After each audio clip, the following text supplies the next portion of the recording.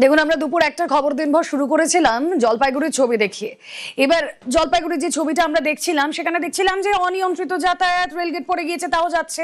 এই ছবিটা আমাদের মনে এখনো স্পষ্ট। আমাদেরকে এই ছবিটা দেখে ভয় পেতে হবে, সতর্ক হতে হবে। 17ই জুলাই এর ছবি, আর এভাবেই দুর্ঘটনা ঘটে মুর্শিদাবাদে। আর তাই রেলগেট নিয়ে আরো কড়াকড়ি, জোর করে রেলগেট খোলা হলে কড়া পদক্ষেপ। মুর্শিদাবাদের ঘটনার পর আরো কড়া রেল, কি পদক্ষেপ রেলে জানবো। প্রতিনিধি আবির রয়েছেন সঙ্গে। আবির, দেখো, মুর্শিদাবাদের ঘটনার পর বিভিন্ন যে জোন রয়েছে তাদের তরফ থেকে বিভিন্ন ডিআরএমদেরকে নির্দেশ দেওয়া হয়েছিল যে বিভিন্ন রেলগেট সংক্রান্ত রিপোর্ট তাদেরকে জমা দিতে।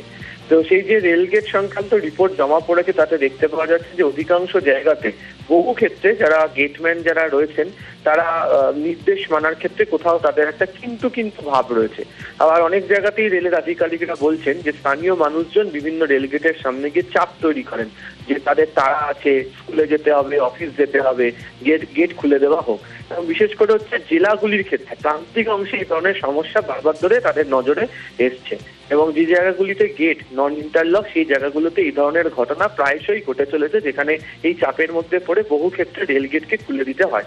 সেক্ষেত্রে দাঁড়িয়ে রেলের তরফ থেকে একদম কড়া ভাষায় নির্দেশ দিয়ে দেওয়া হয়েছে যে একবার স্টেশন মাস্টারের সঙ্গে যদি গেটম্যানের যদি প্রাইভেট নাম্বার যদি এক্সচেঞ্জ হয়ে যায়, অর্থাৎ গেট খোলা যাবে না এই বার্তা যদি চলে আসে, তারপর যেন যত ধরনেরই চাপ আসুক কোনোভাবেই গেট খুলতে পারা যাবে না।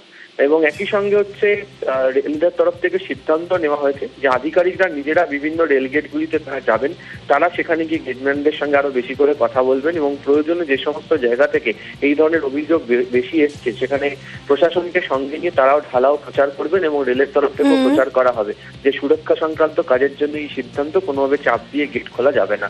ফলে গেটম্যানদেরকে আরো কড়াকড়ি করা হচ্ছে। ঠিক একই রকম ভাবে রেলের তরফ থেকে জোরদার প্রচারও শুরু করা হচ্ছে রেল গেটগুলিকে বন্ধের বিষয় নিয়ে। ওকে, প্রাইভেট নাম্বার এক্সচেঞ্জটা হচ্ছে একটা মানে জেনুইননেস, যে গেটটা বন্ধ হয়েছে সেটা প্রুভ করার জন্য স্টেশন মাস্টার একটা প্রাইভেট নাম্বার শেয়ার করে গেট খোলাই, আর একটা প্রাইভেট নাম্বার এদিক থেকে আমার গেটম্যান শেয়ার করে সে গেটটা বন্ধ হয়। তো যে মুহূর্তে আমার প্রাইভেট নাম্বার শেয়ার হয়ে গেল, তারপরে কোনো অবস্থাতেই গেটম্যানের গেট খোলা উচিত না। Private number is as good as OTP. আমরা ওটিপি দিয়ে যেভাবে প্রুভ করি যে ট্রানজ্যাকশনটা জেনুইন, সিমিলারলি আমাদের গেট খোলা বা গেট বন্ধটা জাস্ট ও অ্যাকচুয়ালি জেনুইন স্টেশন মাস্টার থেকে ও ইনস্ট্রাকশন পেয়েছিল বা ও কাজটা করেছে, ও গেটটা বন্ধ করার পরে স্টেশন মাস্টারকে ওর প্রাইভেট নাম্বার, যেটা গেটম্যানের কাছে যেটা প্রাইভেট নাম্বার থাকে সেটা শেয়ার করে। তাহলে কি ভবিষ্যতে যদি কোনো ধরনের এই ধরনের ইনসিডেন্ট আসে যে না আমি বলেছিল বা আমার কথা শোনেনি, তো ওই যে প্রাইভেট নাম্বারটা যেটা বললাম যে ওটিপি, সেই এক্সচেঞ্জটাই বোঝা যায় যে হ্যাঁ দুজনেই সেম লাইনেই ছিল। বিধানসভা নির্বাচনে ভরাডুবি, তারপর তৃণমূলের কি অবস্থা, একেবারে ছত্রখান। আর এবার আরো এক পঞ্চায়েত তৃণমূলের হাতছাড়া হলো। ভগবানপুরে শিমুলিয়া পঞ্চায়েত, পূর্ব মেদিনীপুরে পঞ্চায়েতের দখল নিল বিজেপি। যে ছবি আপনারা দেখছেন, উচ্ছ্বাসের ছবি। ভোট মিটতেই পঞ্চায়েতে দেখা নেই তৃণমূল সদস্যদের। পঞ্চায়েতের কাজে গাফিলতির অভিযোগ, আর তাই নিয়ম মেনে পঞ্চায়েতে নতুন বোর্ড গঠন। সুজিত ভৌমিক রয়েছেন সঙ্গে। সুজিত, পালা বদল হলো, সরকার হাতছাড়া হলো, দল ছত্রখান হলো, আর এবার পঞ্চায়েত তো পুরো গেরুয়া আবিরে ভরে গেল। এবং রুমেলা, সেই নিয়ে কিন্তু উচ্ছ্বাস দেখা যাচ্ছে পূর্ব মেদিনীপুরের জায়গায় জায়গায়। নন্দীগ্রামের জেলায় দেখা যাচ্ছে একের পর এক পঞ্চায়েত, তৃণমূল পরিচালিত পঞ্চায়েত, তা কিন্তু ক্ষমতার হাত বদল হয়ে যাচ্ছে। সেখানে তৃণমূল ছিল, আসছে ক্ষমতায় বিজেপি। এই যে বিষয়টি সেটা কিন্তু ভগবানপুরেও দেখা গেল। এর আগেও ভগবানপুরের একাধিক গ্রাম পঞ্চায়েতে দেখা গেছে। কিন্তু কেন দেখা যাচ্ছে? 23-এর ভোট হয়েছে, 5 বছরের মেয়াদ, 28 সালে আবার ভোট হওয়ার কথা। মধ্যবর্তী এই সময় কেন হলো? রাজনৈতিক। এবং সেখানে রাজনৈতিক বিষয়টা কি না, রাজ্যে পালাবদল হয়েছে এবং শক্ত ঘাঁটি, যেখানে বিজেপির পূর্ব মেদিনীপুরে পঞ্চায়েত ভোটেও অবশ্য প্রশ্ন তুলেছিলেন বিজেপির নেতাকর্মীরা, জোর করে ভোট হয়েছিল। কিন্তু তারপরেও প্রধান, উপপ্রধান, রুমেলা, পঞ্চায়েত সমিতির সভাপতি, তারা কিন্তু তৃণমূলেরই ছিল।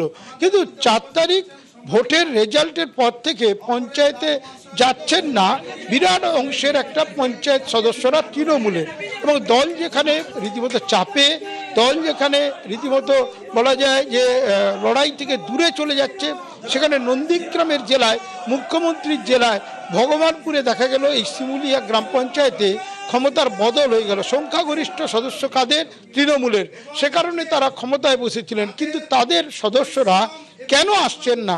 কেন যিনি পঞ্চায়েত বিধানসভা ভোটে প্রার্থী হয়েছিলেন মানব পড়ুয়ারা, তারা কোথায় গেলেন? কেউ খুঁজে পাচ্ছেন না। এমন হযবরল অবস্থার মধ্যে সেখানে জেলা পরিষদ পূর্ব মেদিনীপুরে তৃণমূল থেকে বিজেপি ক্ষমতা দখল করলো, এবং এই রকম মধ্যবর্তী সময়ে অনাস্থা ডেকে এখানেও সেটাই দেখা গেল।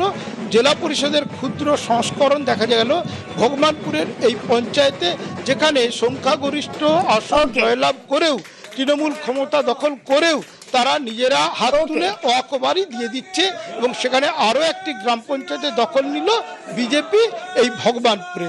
রুমেলা। বেশ, ভারতীয় জনতা পার্টির পক্ষ থেকে আজকে আমাদের এই শিমুলিয়া 6 নম্বর অঞ্চলের বোর্ড গঠন হলো।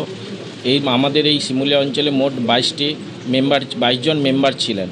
তার মধ্যে এই বিধানসভা ভোটের পর 3 জন মেম্বার স্বইচ্ছায় তারা তাদের পঞ্চায়েত পদ থেকে রিজাইন দিয়েছে। তাই আজকে আমাদের ব্লক থেকে 19 জনকে চিঠি করা হয়েছিল, কিন্তু তাদের মধ্যে আমাদের এই 8 জন উপস্থিত ছিলেন, আর বাকিরা কেউ উপস্থিত থাকেননি। সেই পরিপ্রেক্ষিতে আমাদের যিনি অডিও সাহেব এসেছিলেন বিডিও অফিস থেকে, উনি আমাদের মধ্যে প্রধান নির্বাচিত করেছেন। শিমুলিয়া গ্রাম পঞ্চায়েতের প্রধান নির্বাচিত হলেন বাসন্তী পট্টনায়ক মহাশয়া। একইভাবে উপপ্রধান নির্বাচিত হলেন তাপস আচার্য মহাশয়। এই শিমুলিয়া অঞ্চল প্রায় 30 বছর যাবৎ একটি জঙ্গল রাজের রাজত্ব ছিল। এমএলএ অর্ধেন্দু মাইতির ভাই উপপ্রধান দীপ্তেন্দু মাইতি ভগবানপুর 1 নম্বর ব্লকের সবথেকে দুর্নীতিগ্রস্ত প্রশাসনিক একজন রাজনীতিবিদ। এই প্রধান উপপ্রধানের নেতৃত্বে, তার টিমের নেতৃত্বে শিমুলিয়া অঞ্চলের গ্রাম এবং গ্রামবাসীদের সকলের সুষ্ঠু পরিষেবা, ঘুষমুক্ত প্রশাসন উপহার দেবে বলে আমরা ভারতীয় জনতা পার্টির সংগঠনের পক্ষ থেকে আশা ব্যক্ত করছি। অনুপ্রবেশে জিরো টলারেন্স, এই কথা পালাবদলের পর থেকেই আমরা দেখেছি বারবার করে সরকার বলেছে। আর অনুপ্রবেশের ছক এবার বানচাল করলো পুলিশ। দেখুন, অনুপ্রবেশকারীরা এই অনুপ্রবেশের ছক বানচাল হলো কোথা থেকে? পণ্ডিতপুর থেকে জালে 5 বাংলাদেশি অনুপ্রবেশকারীদের হোল্ডিং সেন্টারে পাঠালো পুলিশ।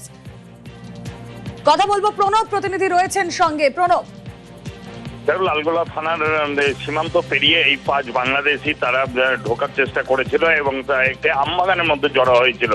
সেই সময় লালগোলা থানার পুলিশ গোপন সূত্রে খবর পেয়ে এই 5 জনকে আটক করে। তারপরে তাদেরকে জিজ্ঞাসাবাদ করে তারা কোন রকম ভাবে বৈধ কাগজপত্র দেখাতে পারেনি, এবং তাদের বাড়ি হচ্ছে বাংলাদেশের চাঁপাইনবাবগঞ্জ এলাকাতে। এবং পুলিশ সূত্রে জানা যায় যে এই 5 বাংলাদেশি কিন্তু ভিন রাজ্যে কাজ করতে যাওয়ার জন্য সীমান্ত টপকে তারা এসেছিল। এরপরই তাদেরকে লালগোলা থানার পুলিশ গ্রেফতার করে এবং তাদেরকে আজকে হোল্ডিং সেন্টারে, লালগোলার যে হোল্ডিং সেন্টার, সেখানে কিন্তু পাঠানো হয়েছে। ওকে।